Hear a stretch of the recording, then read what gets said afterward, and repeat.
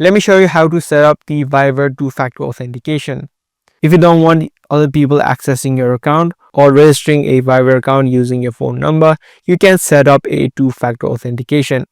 So to do that, open up the app of Viviveror and then tap on the More option on the bottom right. Through this section, head over to Settings.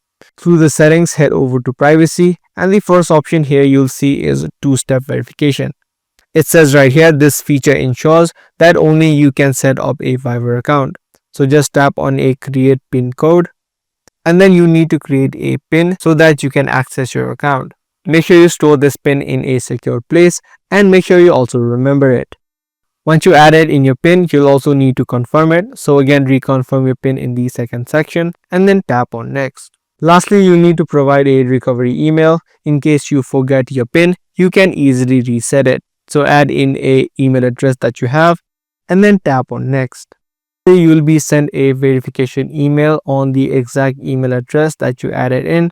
You just need to open up the email and then hit confirm. And there you go, your email now has been confirmed, meaning the two-step verification now has been enabled on your Viviveror account.